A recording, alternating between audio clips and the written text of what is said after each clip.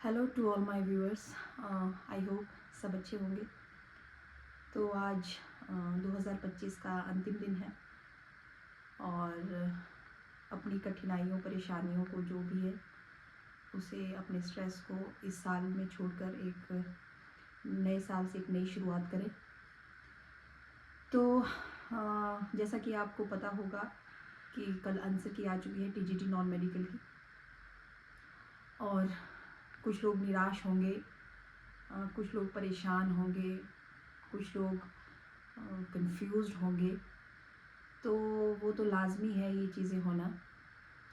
तो कल आंसर की जो आई थी वो शायद दिन को आई थी, आई थिंक टाइमिंग मैंने देखी नहीं।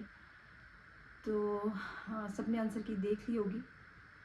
तो उसमें सबसे बड़ी बात ये होगी कि जो 27th की 3 शिफ्ट्स थी उसमें सब के जो क्वेश्चंस हैं उसके आंसर हैं वो गलत बताए हैं, और एक दो नहीं, कुछ लोग बोल रहे हैं 40-45, और कुछ तो यहाँ तक बोल रहे हैं कि 100 क्वेश्चन गलत है, 100 से ऊपर क्वेश्चन।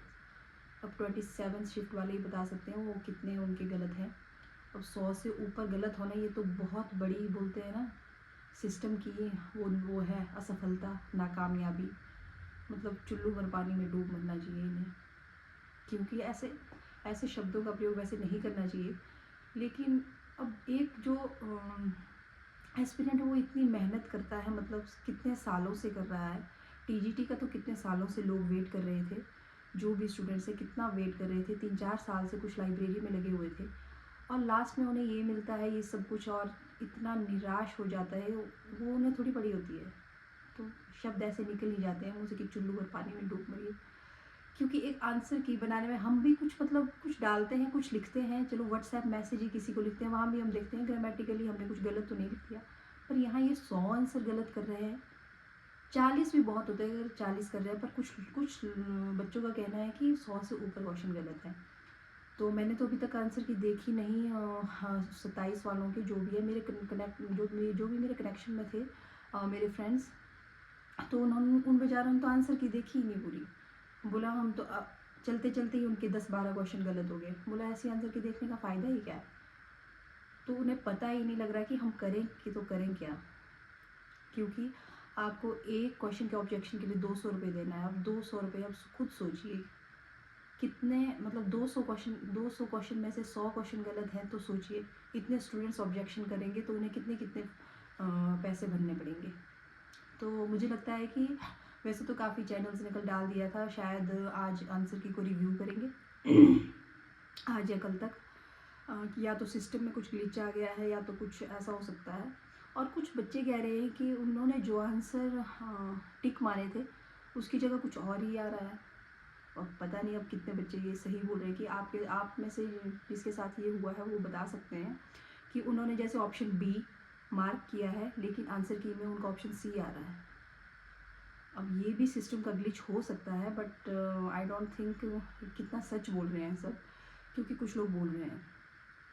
तो ये बात रही। तो बाकी जो शिफ्ट्स हैं 25th और 26th की, तो उनकी आंसर की तो वैसी कोई शिकायत नहीं मिली है, क्योंकि मेरी 26th की शिफ्ट थी और उसमें मुझे नहीं लगा कि मैंने उतना डीपली एनालाइज नहीं किया है अपने आंसर शीट को। मैंने सिर्फ देखा है कि क्या क्या मार्क्स मिल रहे हैं, और बस इतना ही किया था मैंने, और मैंने ज़्यादा देखा नहीं, क्योंकि जो जो इजी थे उसमें तो लग रहा था मुझे ठीक ही है आंसर, ज़्यादा गलत नहीं है। तो 25th और 26th में वैसे कोई दिक्कत नहीं। जो 27th शिफ्ट वाले हैं बेचारे, मैं तो उनके बारे में सोच रही हूँ। मतलब एक बच्चा कितनी उम्मीद से देखता है जब आंसर की आती है, जिनके एग्ज़ाम तो अच्छे हुए वो तो इतने एक्साइटमेंट के साथ देखते हैं अपनी आंसर की, और लेकिन उन्हें ये मिलता है लास्ट में, यार ऑप्शन भी गलत आ रहे हैं, वो तो मतलब होते हैं कंफ्यूज, पैनिक हो जाएंगे। तो ये सिस्टम का फेलियर है और इसमें कोई शक नहीं है। तो इसमें मुझे लगता है कि रिव्यू की जाएगी आंसर की, तो इसमें आपको परेशान होने वाली कोई बात नहीं है। और रही बात कट ऑफ की प्रेडिक्शन की, बहुत से चैनल्स अपनी कट ऑफ प्रेडिक्शन दे रहे हैं। अब पेपर टफ था, पता नहीं कहाँ से लोग निकल रहे हैं कि हमारे 65 बन रहे हैं, 70 बन रहे हैं। पर ऐसा है, कुछ लोग होते हैं ना, हो सकता है कुछ लोगों के हो, ऐसा कुछ नहीं है। मैं किसी पे वो सवाल नहीं कर रही हूँ, हो सकता है उन्होंने बहुत मेहनत की हो और इतने मार्क्स बन रहे हो, क्योंकि जो कट ऑफ है वो जो भी चैनल्स वाले हैं उन्होंने प्रेडिक्ट की है 60 अप, जनरल के लिए 60 अप मतलब 62 प्लस आपके हैं तो आप सेफ हैं, और EWS के लिए शायद 60 61 ऐसे, और बाकी कैटेगरीज़ के लिए तो वो पता नहीं, मुझे उतनी याद नहीं है। तो मैं इतना ही कहना चाहूँगी, जो जिनके कम मार्क्स भी हैं बन रहे हैं वो भी निराश ना हो, क्योंकि नॉर्मलाइजेशन होनी है, कुछ भी हो सकता है, आप निराश ना हो। और कट ऑफ देख देख के अपने दिमाग पे प्रेशर मत डालिए, शांत रहिए और अपने अगली पढ़ाई पर फोकस कीजिए। इन चीज़ों में लगे मत रहिए, क्योंकि कोई फ़ायदा नहीं है। अगर हमें पहले की तरह पता होता कि इतने मार्क्स बने हैं तो इतने, क्योंकि एक ही एग्ज़ाम होता था पहले, और फिर जो भी होती थी हमारी डॉक्यूमेंटेशन, क्योंकि अब 9 पेपर सेट हैं और उसमें से नॉर्मलाइजेशन होगी। किसी को पता नहीं, किसी के घट सकते हैं, किसी के बढ़ सकते हैं, किसका एग्ज़ाम मुश्किल था, किसका एग्ज़ाम ईजी था। जो भी आपका मीन निकालेंगे, स्टैंडर्ड डेविएशन निकालेंगे, अब वो हमारे हाथ में नहीं है, तो कोई फ़ायदा नहीं है परेशान होने का। तो अपनी पढ़ाई को कंटिन्यू रखिए, परेशान ना रहें। और वो बोलते हैं ना, जो लड़ा नहीं वही हारा है, ठीक है। तो लड़ते रहिए और आगे एग्ज़ाम की तैयारी कीजिए, जो आने वाले हैं निरंतर प्रयास करते रहिए। और कुछ लोग पूछ रहे थे कि हाँ मेरे कितने मार्क्स हैं, तो मुझे कोई शर्म नहीं है अपने मार्क्स बताने में, ऐसा कुछ नहीं है। तो मेरे मार्क्स बन रहे हैं 53, और मैंने बहुत ही सिली मिस्टेक्स की हैं। ऐसा तो सबके साथ ही होता है, जब आप अपनी आंसर शीट देखते हैं कि आपने कितनी सिली मिस्टेक्स की हैं, पर वो जो एग्ज़ामिनेशन हॉल का प्रेशर होता है उसको हैंडल करना बहुत मुश्किल होता है। तो मेरे 53 मार्क्स बन रहे हैं, और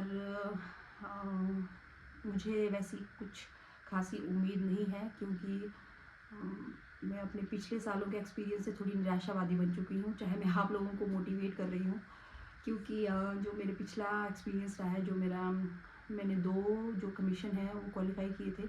एक में मैं 1.5 नंबर से रह गई थी डॉक्यूमेंटेशन में, और एक में लास्ट जो 2020 वाला था उसमें मैं 0.4 मार्क्स से रह गई थी। तो तो मैं अब थोड़ी होती ना ऐसे निराशावादी बन चुकी हूँ। तो आप लोग हिम्मत मत हारिए, क्योंकि कुछ भी हो सकता है। नॉर्मलाइजेशन वाला सिस्टम है, अब इनकी मर्ज़ी है जो भी करेंगे। अब कौन सी शिफ्ट इजी, कौन सी, ये सारा कैलकुलेशन इनके हाथ में है। तो अब आप भी अपने जो मार्क्स हैं वो मेरे साथ शेयर कर सकते हैं कमेंट बॉक्स के नीचे।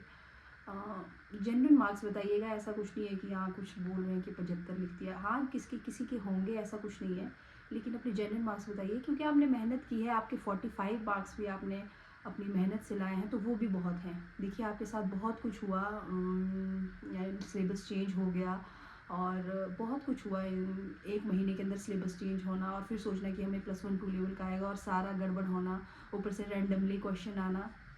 तो इसमें भी आपने 45 मार्क्स भी लाए हैं, जितने भी मार्क्स लाए हैं वो भी बहुत बड़ी बात है। तो आप अपने नंबर शेयर कर सकते हैं कमेंट सेक्शन के नीचे। और पटवारी का एग्ज़ाम भी है, उसमें भी बोल रहे हैं कि 1-1.5 लाख से ऊपर जो आवेदन आ चुके हैं।